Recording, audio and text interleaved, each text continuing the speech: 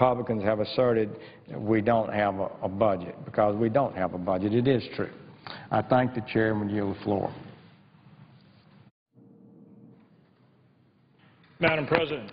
The Senator from North Dakota. Madam President, I rise to speak on energy legislation, which is important to this country, and legislation that I truly believe that we can and, in fact, need to pass this year.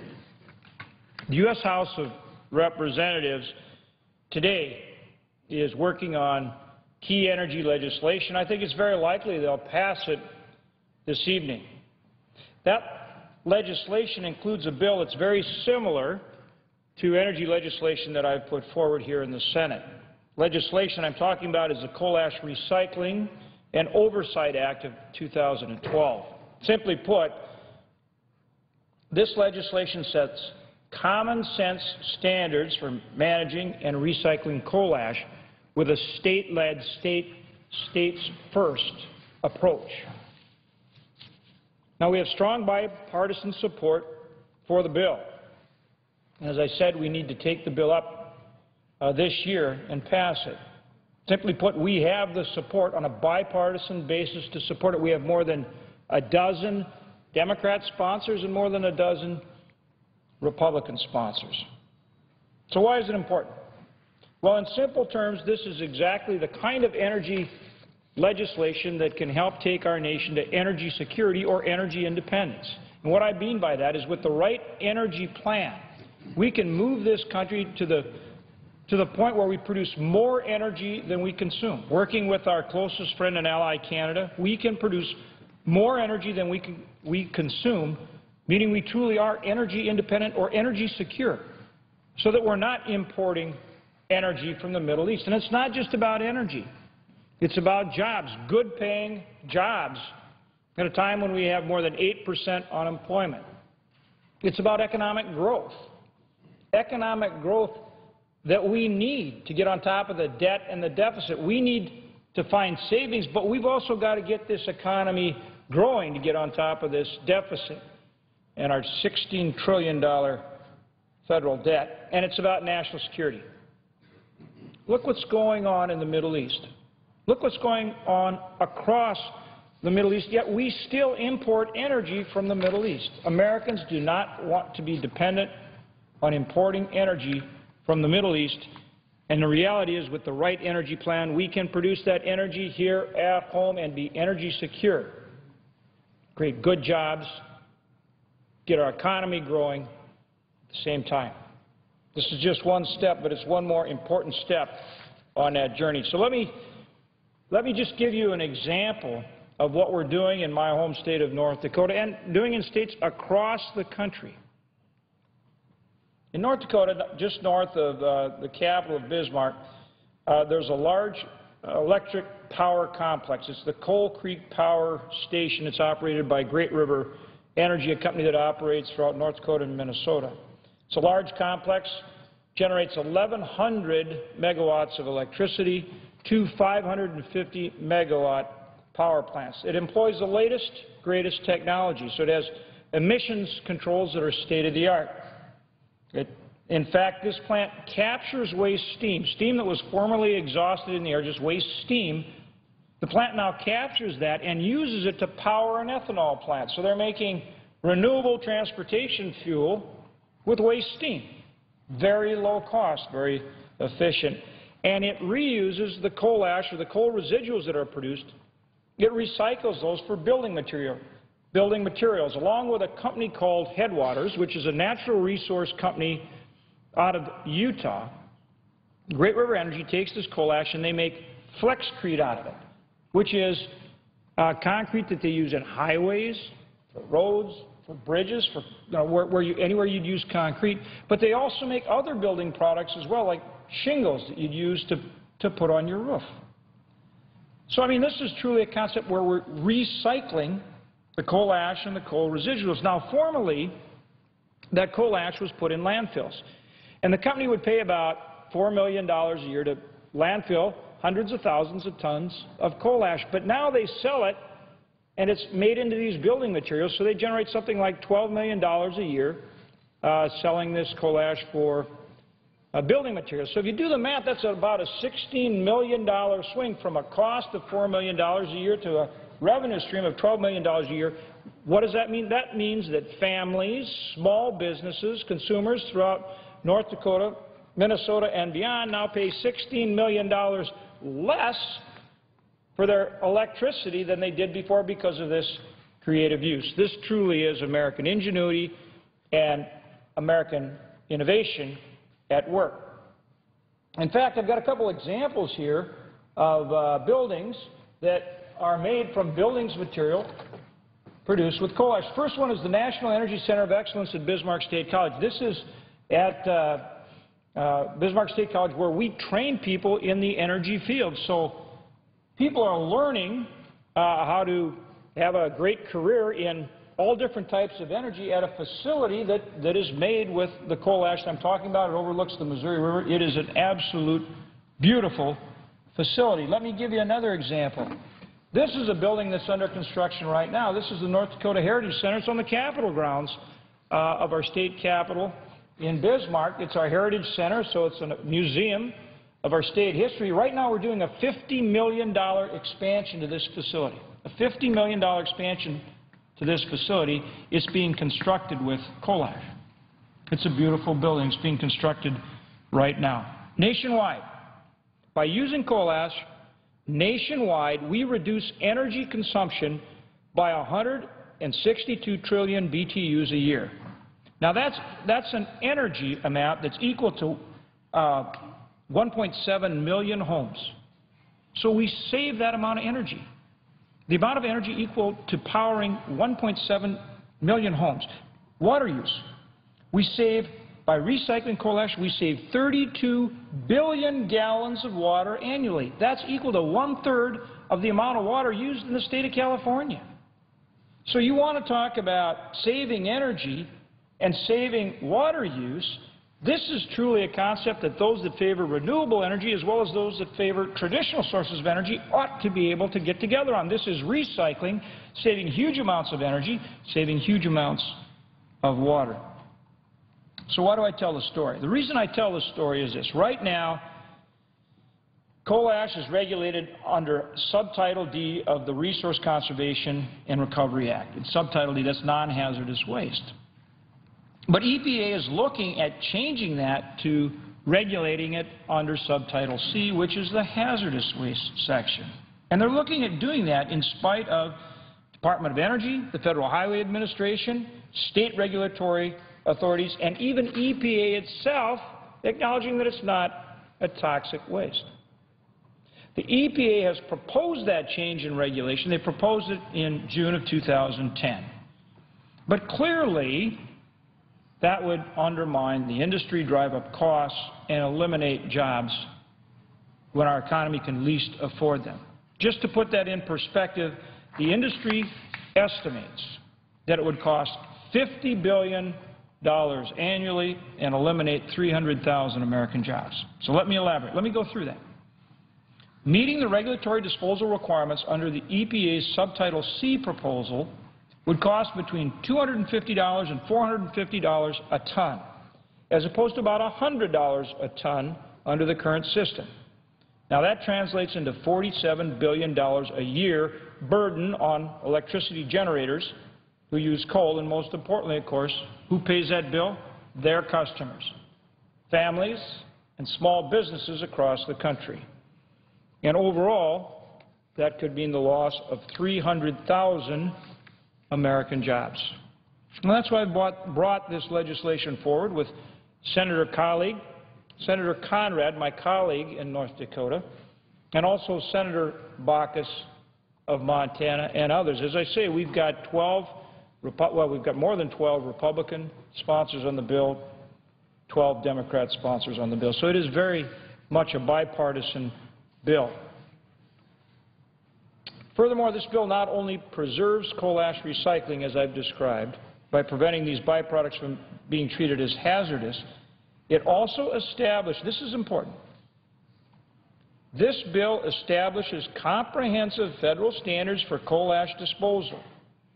Under this legislation, states can set up their own permitting programs for the management and the disposal of coal ash. These programs would be required to be based on existing EPA regulations to protect human health and the environment. If a state does not implement an acceptable permit program, then EPA regulates the program for that state. As a result, states and industry will know where they stand under this bill, and the benchmark for what constitutes a successful state program will be set in statute. EPA can say, yes, the state does meet the standards, or no, the state does not meet the standards, but the EPA cannot move the goalpost. This is a states-first approach that provides regulatory certainty. And what is certain is that under this bill, coal ash disposal sites will be required to meet established standards. Now, again, this is important. We're requiring that they meet established standards. These standards include groundwater detection and monitoring, liners, corrective action when environmental damage occurs, structural stability criteria, and the financial assurance and record-keeping needed to protect the public. So we set stringent standards. Madam President, this legislation is needed to protect jobs, to help reduce the cost of homes, roads, and electric bills. And I want to thank the Republicans and the Democrats that have stepped forward on this bill, particularly Senator Conrad, my colleague in North Dakota, Senator Baucus, and others. We have the bipartisan support to move this bill forward. We need to be able to bring it to the floor and do it this year. It really is about energy for this country that we need, and it is about jobs for American workers. Madam President, with that, I thank you, and I yield the floor.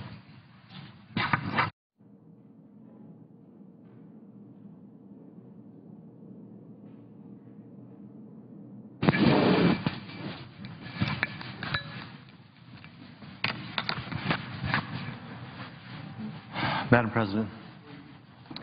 The senator from Indiana. Madam President, I rise today to address the legislation that has been offered as an amendment that would cut off all foreign aid to Egypt, Pakistan, and Libya. As I watched our flag being shredded by a gloating mob at the walls of the American Embassy in Cairo, I shared with fellow Hoosiers and Americans a sense of sadness and deep anger. That mob, and the one that led to the death of 4 American diplomats in Libya, including our ambassador, or those that stormed our embassies throughout the Muslim world, showed us again how much contempt and disrespect those people have for the United States and for Americans. Many in those countries clearly still hate us. As displayed on our televisions this past week, the Arab Spring is evolving into a very bleak winter. Events this past year, and especially this past week, in the Middle East and North Africa continue to present us with enormous challenges. We have mishandled them badly. No one should be deluded enough to see it in any other way. The best judge of a policy is the results, and by that measure, our report card is found among the ashes of the consulate in Benghazi. The questions the administration and this body must answer soon is how best to react to this failure, and what steps offer the greatest chances of making things right, or at the very least, making things somewhat better. And the search for answers must involve a complete reevaluation of the full range of American policy tools, including military actions, diplomatic dialogue, economic measures, multilateral efforts, and simply better leadership, not leadership that leads from behind. Now, it's understandable to ask, why on earth should we send one more dime to these people who hate us so much? We will soon be voting on an amendment that codifies the instinct to cut off all assistance programs to, yes, problematic countries, including Libya, Egypt, and Pakistan. Based on recent events, I agree that we need to reassess the foreign aid we do send to these countries. However, I also believe that we need to avoid a short-sighted reaction and consider a broader review of the purposes and the costs of foreign aid. And with that, I would like to address those two issues. First of all, the cost. Foreign aid, as many do not know, is just a fraction of our federal budget. So we need to understand how much that aid really costs taxpayers. Our foreign aid programs are less than 1% of the federal budget. And put even more vividly, according to the OECD, just 0.12% of our gross national income is devoted to foreign aid. Not only is that figure about a tenth of the number of Sweden or Norway, but is only a third of the figure for France, and half as much as the United Kingdom. We even devote a smaller share of our national wealth to foreign assistance than, of all countries, Greece. Now, I've been on this Senate floor several times calling for Washington to get control of excessive spending, and I take a backseat to no one in that effort. I have repeatedly said that in order to address our $16 trillion national debt, everything must be on the table, including foreign aid. But we must assess and reassess all foreign aid to determine if it's still effective and even necessary. We should cut where it makes sense to cut. But when there is a discussion about eliminating all aid to Pakistan, Libya, and Egypt, let's be honest with the American people about the true cost of all that. Together, this aid only constitutes a fraction of 1% of our federal budget, and cutting it would be nothing but a gesture toward the real austerity required to deal with our $16 trillion deficit. But that's not the primary reason, and that's not the real question before us. The real question before us is, aside from the cost argument, which is minuscule, the national security reasons for why we should pause and consider our next step very carefully ought to drive us to think this through. We must keep a clear eye and recognize the fact that sending American taxpayer dollars overseas is first and foremost a matter of strategic purpose and national security. I want to repeat that. We must remember that the money that we send overseas is first and foremost a matter of strategic purpose and national security.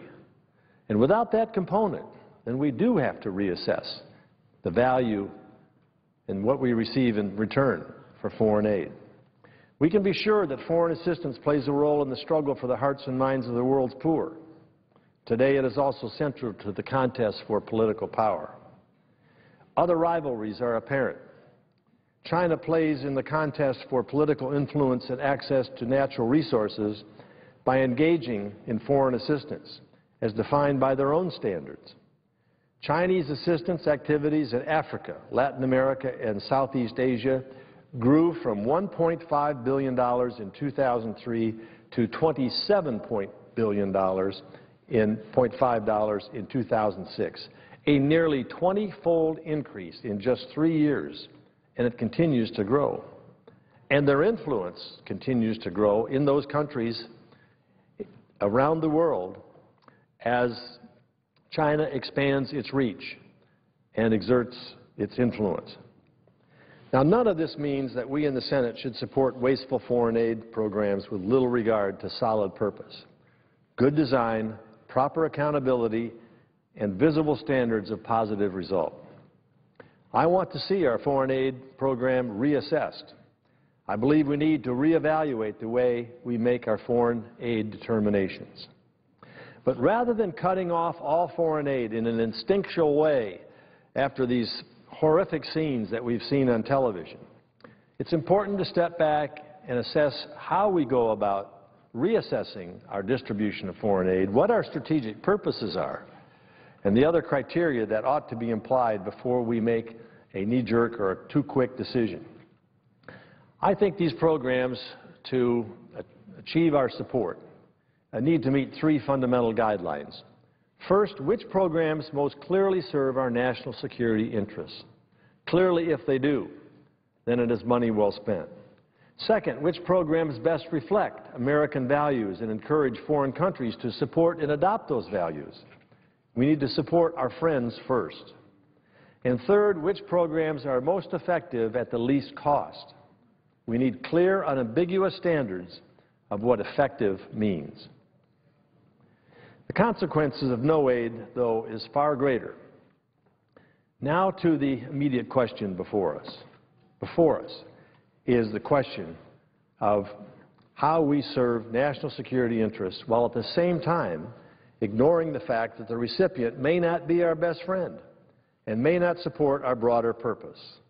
In those cases, and Libya, Pakistan, and Egypt recently are among them, our broader strategic purpose linked to our national security must have priority. Let's look at Pakistan. In the case of Pakistan, I and some of my colleagues are profoundly skeptical.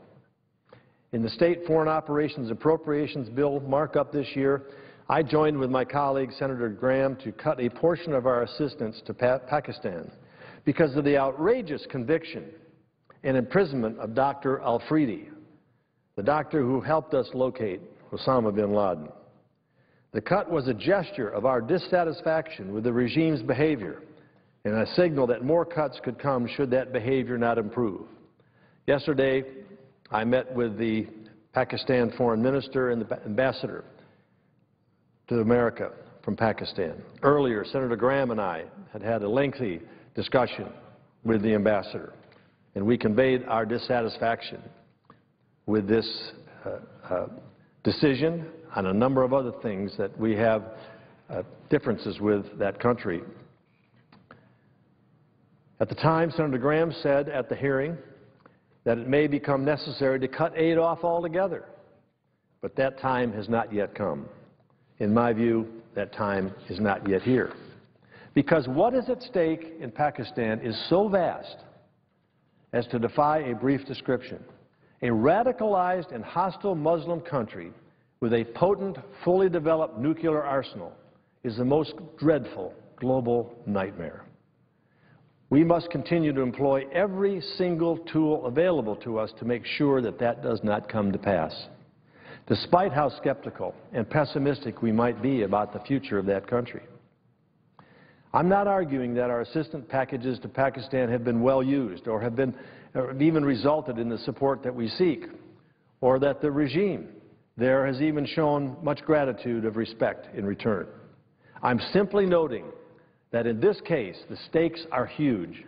The assistance programs do give us some leverage, and anger and despair are not a proper basis for us to make policy judgments, particularly when it comes to the security of the American people and our national interests. Let's look at Egypt. Similarly, we cannot abandon Egypt despite how we have come to judge the result of their elections. Those elections have shown us once again that a democratic vote does not ensure democracy or stability. Elections are a necessary condition for modern, enlightened government, but much more is required. And we must be there to help the political and security environment evolve in the right direction. Cutting off aid to the Egyptian military, arguably an essential element in Egypt's future political evolution, is bound to make it far harder to achieve our strategic objectives in the entire region. And I believe that even the Israeli government would oppose an end to U.S. assistance because such a step could further radicalize the new government, the military, and even the population itself. Aid is one of the few tools we have that requires Egypt to maintain observance of the Egypt-Israel peace treaty. Let's look at Libya. The issue of aid to Libya is even clearer. It is no coincidence that the attack on our diplomats occurred on September 11th. This attack was certainly generated by radical elements connected to al-Qaeda or similar terrorist organizations active in this country. We have seen ample confirmation that neither the Libyan government nor the vast majority of the Libyan people supported that violence in any way.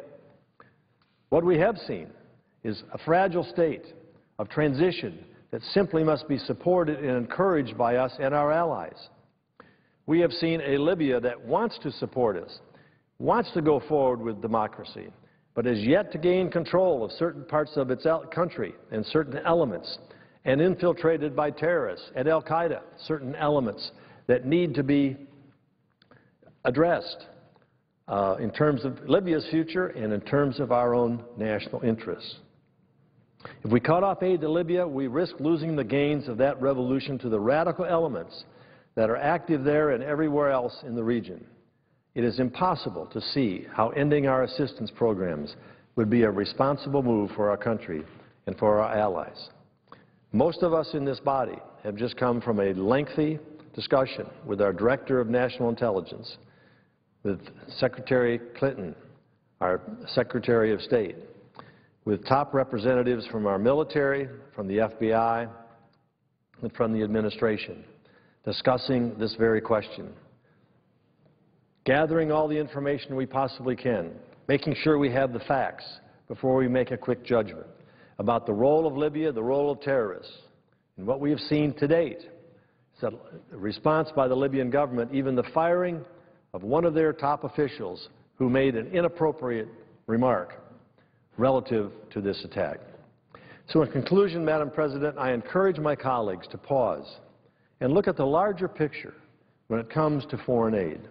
Cutting off aid and disengaging from these countries is exactly what the perpetrators of these attacks and protesters are trying to achieve. I do not know if supporting the governments in this volatile region in this revolutionary movement will bring us the results we so urgently need. But if we are to review thoroughly the tools available to us, and I'm convinced that we must, we should not begin by throwing out the tools that we have. We need to sharpen those tools and better define their use, but not discard them prematurely. Madam President, with that, I yield the floor.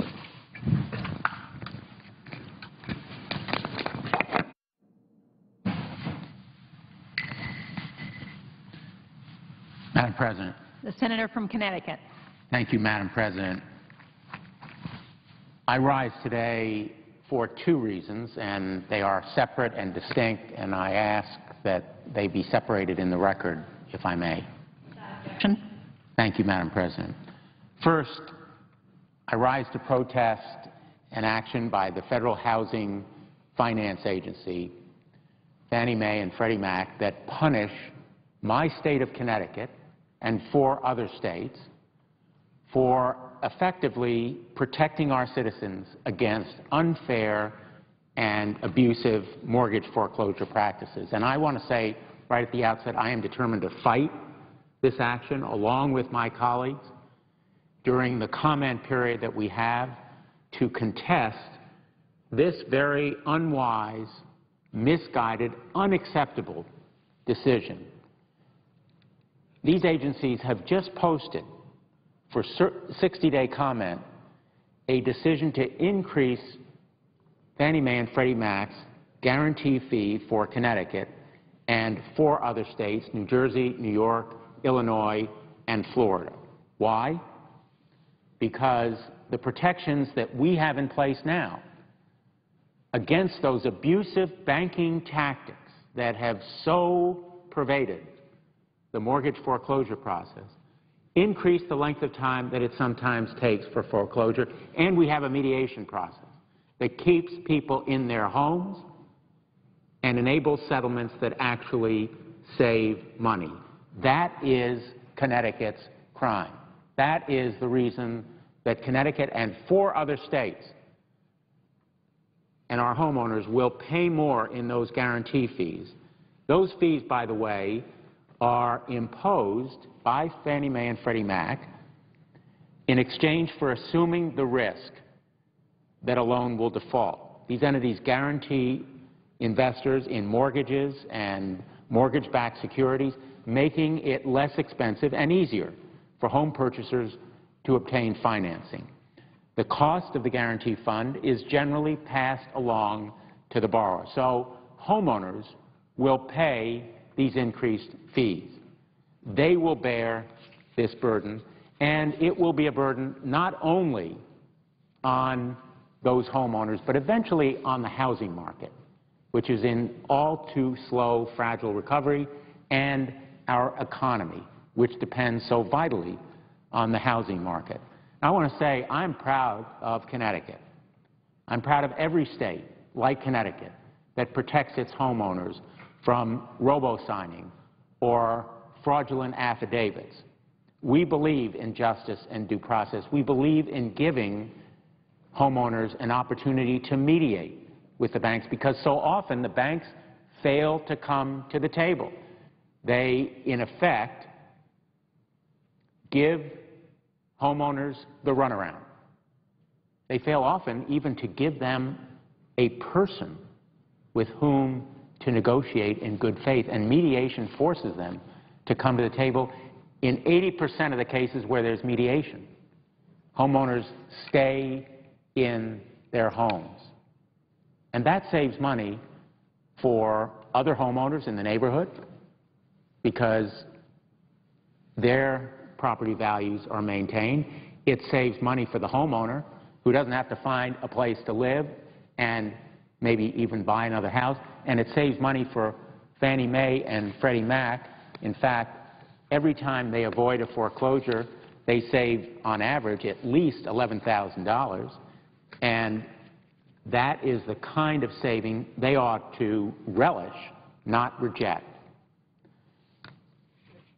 This foreclosure process around the country has raised, rightly, fears of abuses that Connecticut has sought to prevent, and this kind of protection ought to be rewarded, not rejected. The additional time that is taken for foreclosure because of these protections is a cost well worth the larger savings that eventually are realized. And that is the reason that I have determined that I will fight this new proposed guarantee fee, which increases by 30%, very significantly and substantially, 30%, the basis points that are charged for every homeowner that takes advantage of a Freddie Mac and Fannie Mae loan. From the moment families take out a loan, they are faced with fees and charges that we ought to seek to minimize so that we expand and enlarge and continue the recovery in our housing market while preventing unnecessary and illegal foreclosures. So I am determined to fight this fee. I will enlist help from other colleagues who have already indicated their opposition, and I believe that together we will succeed in persuading Fannie Mae and Freddie Mac that this increase in fee is misguided, unwise, and unacceptable. I also want to speak separately and distinctly about the DREAM Act. Just last week, I came to the floor to talk about the importance of the DREAM Act and to share the story of a Connecticut dreamer. And I'm here again today with the story of a different dreamer, another young person from Connecticut, and again, to urge my colleagues to take action on this critically important bill. Young people known as dreamers are undocumented immigrants brought to this country at an early age, some in their infancy. No fault of their own. The consequence is they are here without proper documentation. America is their home. They often know no other language. All of their life is here. They have no memories of the country of their origin, where they were born. But our unfair and impractical immigration system fails to give them a path to citizenship, to stay in this country, the country that they know and love. The DREAM Act would give these young immigrants a chance to earn their citizenship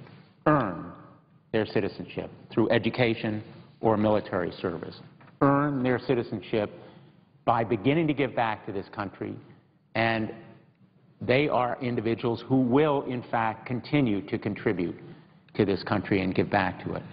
I'd like to recognize again the distinguished leadership of my colleague, Senator Durbin, who has been fighting tirelessly for the passage of the DREAM Act for over 10 years. At the state level, I have fought for similar measures that would give rights, particularly in the area of education and tuition aid, to these dreamers. And we have succeeded in Connecticut in giving them the benefits of in-state tuition.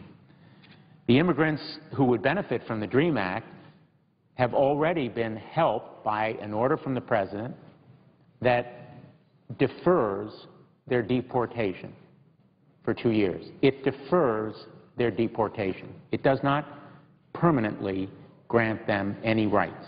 And in fact, if there is a change in administration, that order could be easily reversed. So the benefit is temporary, and the need is for a more certain, stable, secure solution so that they can come out of the shadows, avoid being marginalized by our outdated immigration laws, gain the kind of scholarship aid that they need, seek to serve our country on a more permanent basis, and benefit, but also discharge the obligations of citizenship in this country. I want to talk today about Yusmerith Kugwal. Yusmerith Kugwal is a college student who grew up in Norwalk, Connecticut. She was born in Venezuela. She came to this country when she was 11 years old. She was told by her mom that the reason for her coming here was to learn English, and the idea of learning a new language in a new country was immensely exciting to her. The family settled in Norwalk, and she began middle school in a week or two after arriving in America. She remembers those early days of her life, but she also remembers the struggle, the excitement and the struggle. Arriving without any knowledge of English, she mastered this language. Her grades improved over time, and she kept in mind why her parents had brought her to America. She was dedicated to that day when she would be successful, when she would have visions realized and dreams achieved that she couldn't accomplish in Venezuela. And she graduated from middle school with excellent grades. She was proud of what she'd accomplished and learned, and soon after completing middle school, to her dismay, she became aware of her legal status in this country. Learning that she was undocumented, and I'm going to hold up her picture, affected her performance and her state of mind. By the time Yusmerith was in high school, she stopped trying to get perfect grades because she feared the colleges wouldn't accept her anyway. And at this point, she became depressed. She felt hopeless. She graduated high school, but she'd almost given up the idea of attending college. She didn't lose hope. After she graduated from high school, she decided to continue her education in Norwalk Community College, a wonderful institution whose graduation I recently attended this year. A place that does wonders, provides immense opportunities for people regardless of their race or background or documentation in citizenship. And it did wonders for Yusmerith. She worked at a lot of different jobs to pay for her education, from waitressing at restaurants to working at a pet store to babysitting, and she continues to work to pay for her education. And now, having graduated from Norwalk Community College, she is attending Western Connecticut State University. This picture is of her graduation, but she and we are hopeful that she will have another graduation. She's currently pursuing a double major in accounting and finance at Western State University, and she expects to graduate in 2014. She hopes to be an accountant. She hopes to have a career where she can put her skills to work. She hopes to give back to this country. That hope deserves recognition and realization. And that's why I stand here, asking for this body to give Yusmerith and thousands of other young people in Connecticut, the Dreamers, that opportunity to have secure and permanent status, a path to citizenship that they will earn through education or military service. I'm hopeful that my colleagues, even in a time of tremendous partisanship, will see the importance of Yusmerith, the Dreamers, not only to them, but to our nation, what they can give us, what she has in skills and talents and dedication, and how this nation will be even greater. We are the greatest nation in the history of the world, but even greater with the contributions of young people like Yusmera. Thank you, Madam President, and I yield the floor.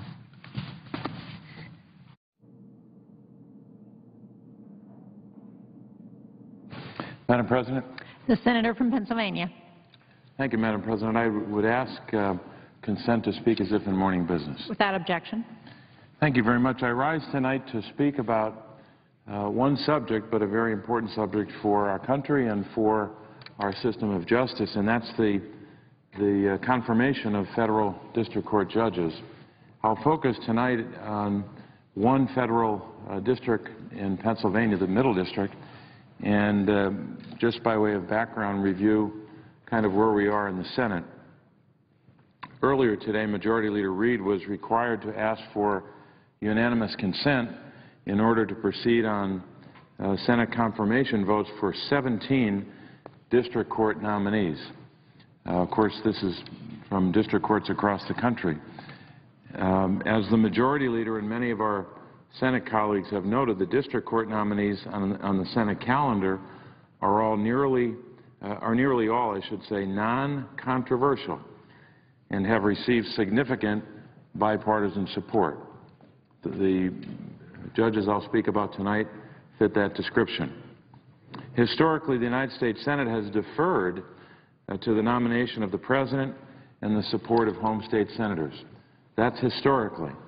But unfortunately, that doesn't seem to be the case today in too many instances. Not in every instance, but too many instances. There's an old expression in the law that many of us have heard, and it's very simple, but I think it has substantial consequences for real people. And that's the expression, justice delayed is justice denied. And when we have a situation here where you have two judges in the Middle District of Pennsylvania, and I should say for the record and for the description of the geography, in our state we have three federal judicial districts, the Eastern District, the Middle District, and the Western District. When you have two district court nominees in Pennsylvania or in any of the other states that have judges that are still pending, you can just imagine the number of cases, not just hundreds, but thousands of cases that these, in this case 17 judges, could be handling right now across our country. So that the old expression, justice delayed is justice denied, has real significance for real people out there, people that are come before a district court as litigants, whether they're individuals or corporations or whatever the party is. They come for basic justice, and that gets very difficult if cases are backlogged because there aren't enough judges. It's especially egregious and outrageous that they're held up here when, in many cases, they get out of the Judiciary Committee after a long process of just getting to the Judiciary Committee, sometimes many, many months of vetting and investigation and work, and often they come to the names are available for voting here in the Senate after not just coming to the Judiciary Committee, but part and parcel of that, it means that the two, in almost every instance, the two United States senators from that state have agreed that they should come up for a vote.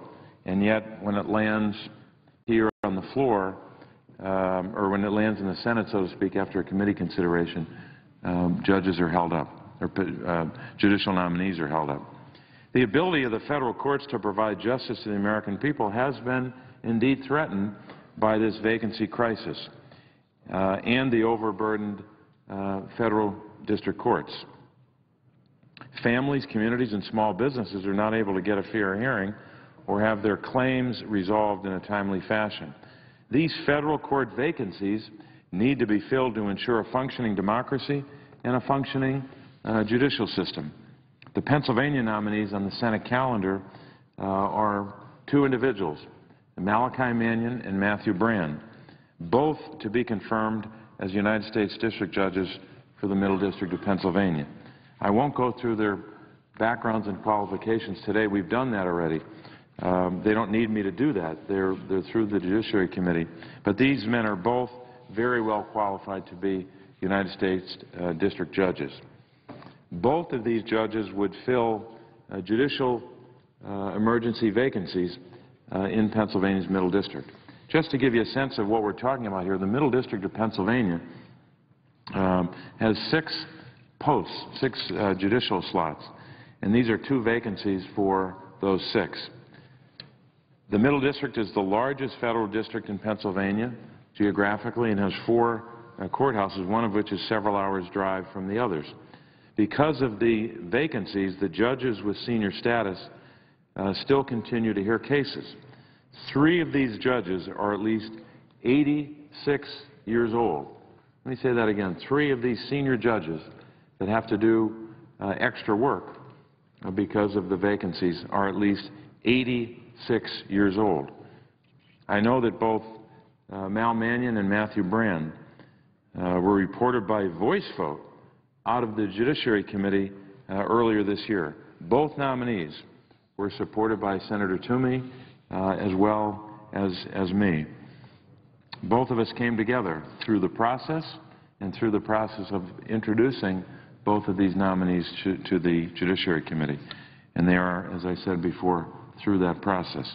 So I strongly urge that we move forward and allow a vote on all of these highly qualified, non-controversial United States District Court nominees, 2 in particular in Pennsylvania.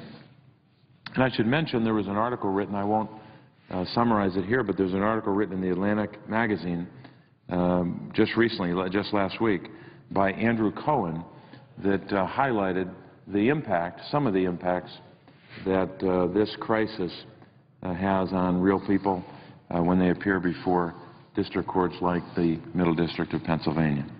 Madam President, I would yield the floor and note the absence of a quorum.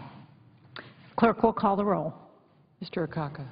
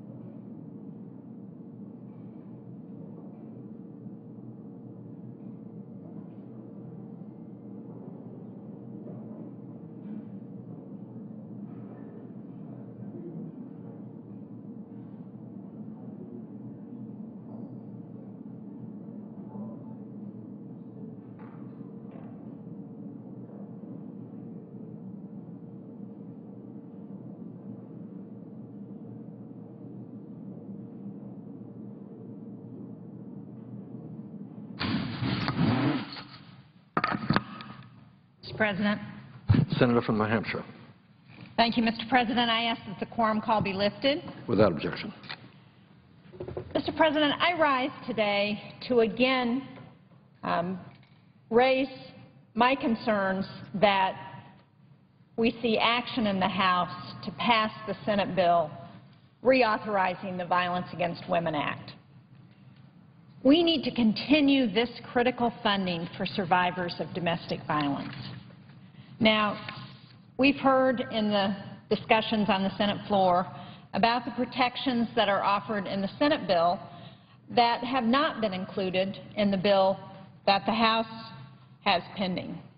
They're protections that would help women on college campuses, women on tribal lands, gay and lesbian victims, and immigrants. But it's really important for us to remember not just those provisions, but all of the other ways that the Violence Against Women Act has benefited not just the victims of domestic violence, but really all of us. Because domestic violence isn't just a women's issue. It affects all of us.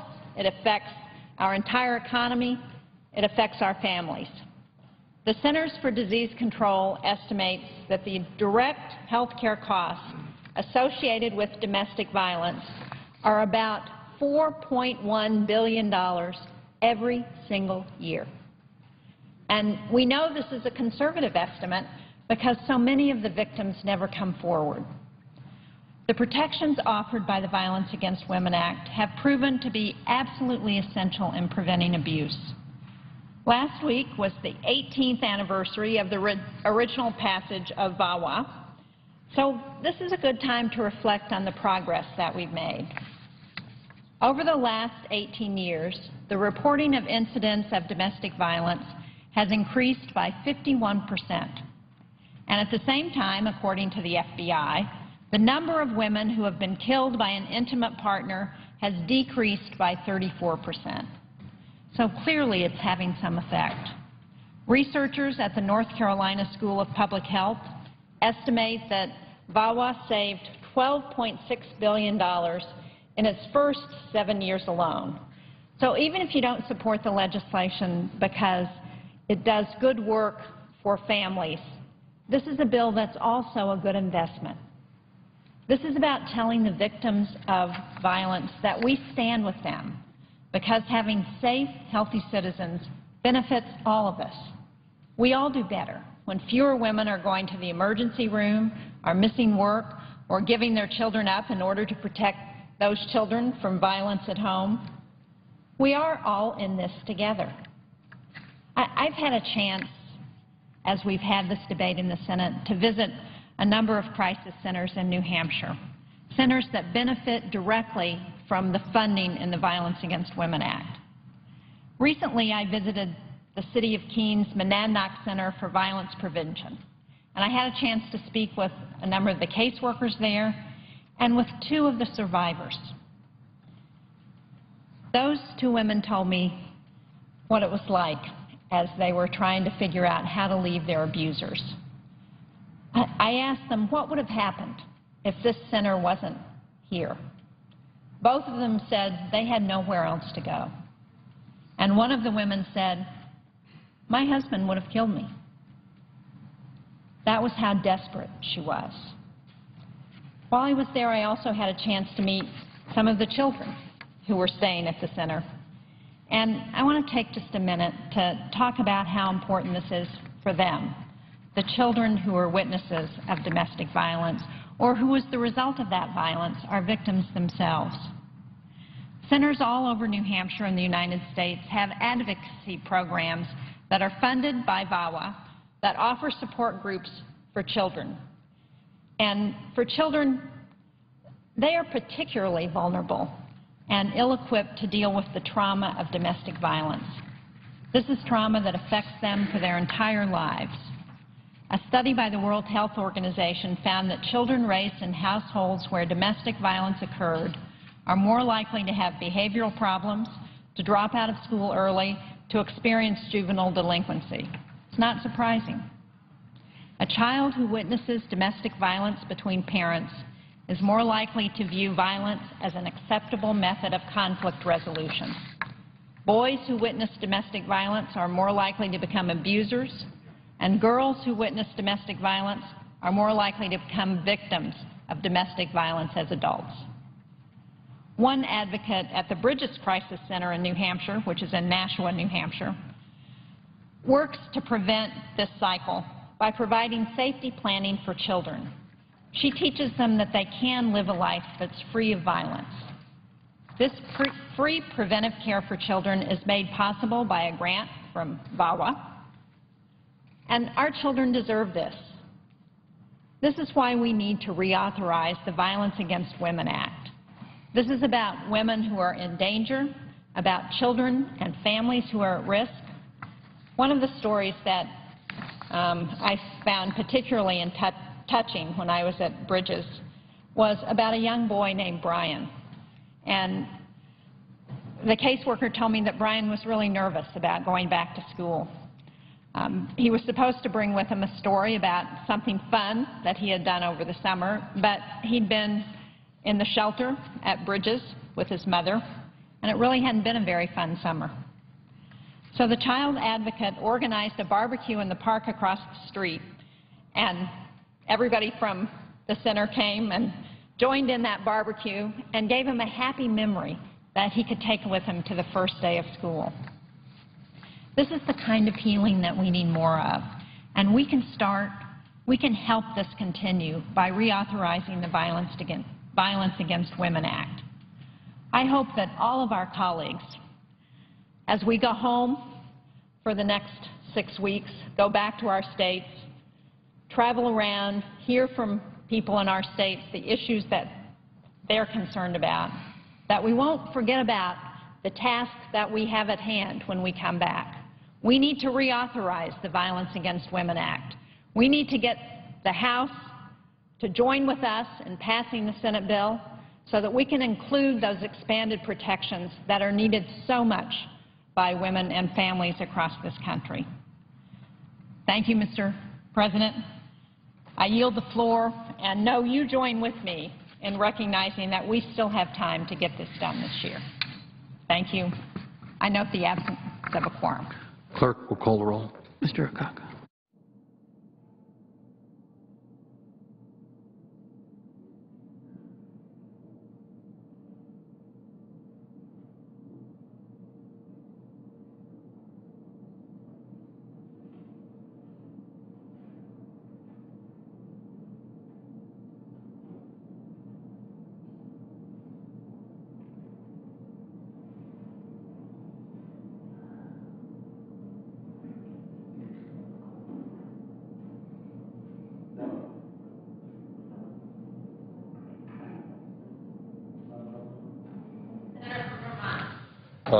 I ask that the quorum call be vitiated. Without objection. Madam President, I want to spend a few minutes talking about an issue that I believe has not gotten the attention that it deserves, especially in the midst of the contentious presidential campaign that we are witnessing. And that is the need to discuss a program which is probably the most successful social program in the modern history of the United States, a program which provides dignity and security to well over 50 million Americans, and that is Social Security. Madam President, just this afternoon, 29 senators sent a letter to all of our colleagues which says, and I quote, "We will oppose including Social Security cuts for future or current beneficiaries in any deficit reduction package," end of quote. Let's be very clear. Our country does have a serious deficit problem. Our deficit this year, about $1 trillion. Our national debt is $16 trillion. That is a serious problem. But, Madam President, let us be equally clear in understanding that Social Security has not contributed one nickel to the federal deficit. So despite what you're going to hear tonight on cable television or some of the speeches that my colleagues will give, let me reiterate, Social Security has not contributed one nickel to our federal deficit. In fact, the Social Security Trust Fund today, according to the Social Security Administration, has a $2.7 trillion surplus. Let me repeat that, a $2.7 trillion surplus, and can pay out 100% of all benefits owed to every eligible American for the next 21 years. Although many Americans now take Social Security for granted, we should never, never underestimate the incredibly positive impact that Social Security has had on our nation. In fact, one could well argue that Social Security has been the nation's most successful social program, certainly in the modern history of this country. In the 77 years since Social Security was signed into law, it has been enormously successful in reducing poverty for senior citizens, Before the advent of Social Security, back in the 20s, early 30s, about half of the senior citizens in this country lived in poverty, some in dismal poverty. Today, while the number is too high, the number of seniors living in poverty is less than 10%. We've gone from 50% to less than 10%. That, to my mind, is a real success story and something that this nation should be incredibly proud of.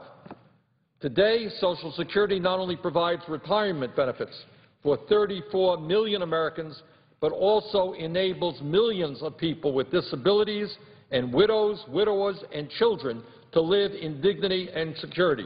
I hear in Vermont very often, and I expect, Madam President, you here in New Hampshire, young people who have been able to go to college live with some sense of security despite the death of a parent precisely because of Social Security. Yet, despite Social Security's, Madam President, despite all of these success stories, today Social Security is on the chopping block. Millions of Americans, when asked in polls, make it very, very clear, including people all across the political spectrum, say, no, we should not cut Social Security. Millions of people understand that Social Security, and this is simply an extraordinary record, has been there in good times and in bad times, and in 77 years, not one American, no matter what the state of the economy, has not received all of the benefits that he or she is entitled to. It is an insurance program that has worked and worked extraordinarily well. Madam President, what we are looking at right now are attacks on Social Security coming from Mitt Romney, from Paul Ryan, and from virtually every Republican in Congress who are calling for major cuts in Social Security. Many of them, including Romney and Ryan, also want to begin the process of privatizing Social Security and turning it over to Wall Street, putting the retirement dreams of millions of Americans at risk. They are also pushing to increase the retirement age to 68 or 69, forcing older Americans who no longer have worked their entire lives, sometimes in physically demanding jobs in constructions, maybe they worked in restaurants, being waitresses their whole lives, and now some folks want these people to still be working at the age of 68 or 69 years of age. Madam President, while virtually every Republican in Congress is pushing to cut Social Security benefits, there are also some Democrats who are considering cutting Social Security as part of some deficit reduction grand bargain. I strongly disagree with that approach, and I hope that President Obama will make it clear, as he did 4 years ago, that he also disagrees with that approach. Let me quote what President Obama said 4 years ago when he was Senator Obama running for the White House. This is what he said, and I quote, "John McCain's campaign has suggested that the best answer for the growing pressures on Social Security might be to cut cost of living adjustments or raise the retirement age. Let me be clear, I will not do either," end of quote, Senator Barack Obama, September 6, 2008. What then Senator Obama said in 2008 was exactly right. And, Madam President, I hope that now in 2010 we will hear the President reiterate that position. One of the most talked about ideas when we hear discussions about cutting Social Security, one of the most talked about ideas, and nobody outside of the Beltway has a clue about what this means. I can tell you I've been to many meetings in Vermont, and I asked Vermonters, do you know what the chained CPI is? Nobody has a clue. But one of the most talked about ways to cut Social Security is moving toward a so-called chained CPI, which changes how cost of living adjustments for Social Security benefits and veterans benefits are calculated. So what it does right now, there is a formula by which the government determines what kind of COLA, cost of living adjustment, seniors and veterans will get. It's a complicated formula. But what these guys want to do is cut back, make that formula, readjust that formula so that the benefits will be less. People who support this concept of a chain CPI, such as Alan Simpson, Erskine Bowles, and Wall Street billionaire Pete Peterson, and Peterson is one of the guys, billionaire on Wall Street, putting huge amounts of money in order to cut Social Security and other important programs. They believe that Social Security COLAs and COLAs for veterans' benefits are too generous, and they want to cut those COLA benefits. Well, I'll tell you something. When I talk to seniors in the state of Vermont, and I say that there are people in Washington who think their COLA benefits are too generous, usually they laugh. And the reason that they laugh is that for 2 out of the last 3 years, they haven't received any COLA whatsoever. Nothing.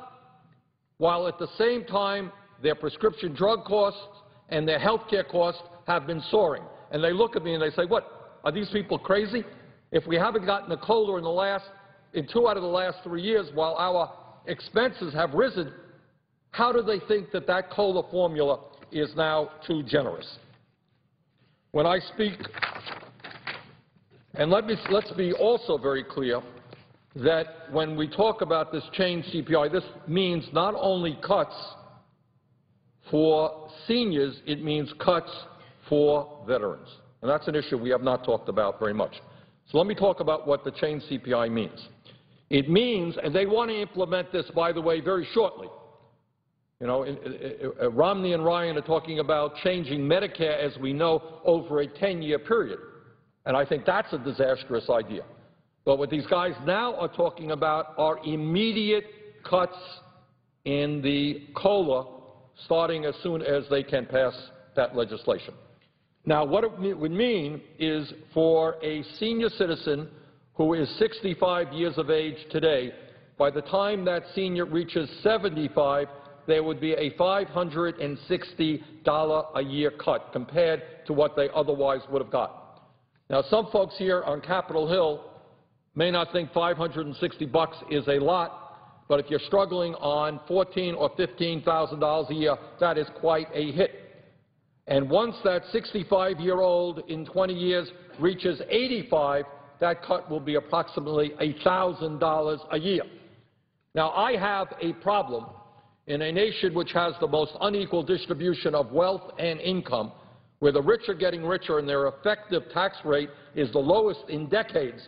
For some folks around here, pushed by Wall Street billionaires, by the way, to say, hey, we got a great idea on how we could deal with deficit reduction.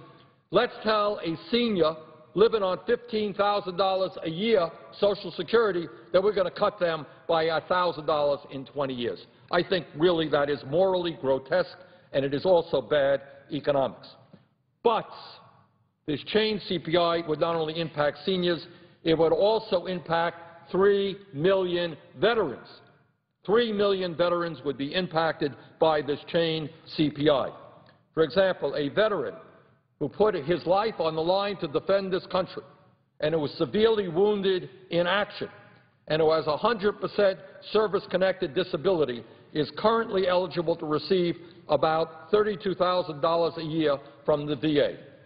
Under the change CPI, this disabled veteran who started receiving VA disability benefits at age 30 would see his benefits cut by more than $1,300 a year at age 45, $1,800 a year at age 55, and $2,260 a year at age 65. In other words, moving toward a change CPI would be a disgraceful effort to balance the budget on some of the most vulnerable people in this country, including people who have suffered severe wounds and disabilities in defending this country. Those are not the people upon whom you balance the budget. Madam President, I will just conclude by reminding the American people that when Bill Clinton left office in January 2001, this country had a $236 billion surplus and the projections were that that surplus was going to grow every single year. But some of the same people in Congress right now, including Congressman Paul Ryan, who's running for vice president, who are so concerned about the deficit, who want to cut Social Security and Medicare as we know it, make devastating cuts in Medicaid and education, these very same people voted to go to war in Iraq and Afghanistan and not pay one nickel for those wars, but put them on the credit card and increase the deficit. These same people who now want to go after wounded veterans gave huge tax breaks to the wealthiest people in this country, adding to the deficit. They passed a Medicare Part D prescription drug program and forgot to pay for that as well. So to my mind, I have a real problem with folks who went to war without paying for it, gave tax breaks to billionaires without paying for it, passed the Medicare Part D prescription drug program without paying for it, and now they say we've got to cut Social Security, Medicare, Medicaid, education, and the needs of working families and low-income people. I think that that is absolute hypocrisy. So, Madam President, our charge is that instead of listening to the Wall Street billionaires who want to move to a deficit reduction on the backs of the elderly, the children, the sick, the poor, wounded veterans, I think there are better ways to do deficit reduction. And I hope that as a Congress we will come together and say that when the wealthiest people are doing phenomenally well, yeah, they're going to have to pay more in taxes. When a quarter of the corporations in this country pay nothing in taxes, yeah, they're going to have to pay their fair share of taxes. When we're losing $100 billion a year because of tax havens in the Cayman Islands and elsewhere, we're going to have to deal with that issue before we cut programs that elderly people and veterans and children depend upon. So we've got a lot of work in front of us, Madam President, but the bottom line is I will do everything that I can to make sure that we do not balance the budget on the backs of the elderly, the children, the sick, and the poor. That is immoral, and it is also bad economic policy. And thank you, Madam President. With that, I would one last thing. I would like to enter into the record the letter signed by 29 members of the Senate opposing cuts in Social Security. Without objection. I would yield the floor, Madam President. Madam President. The Majority Leader. Sorry.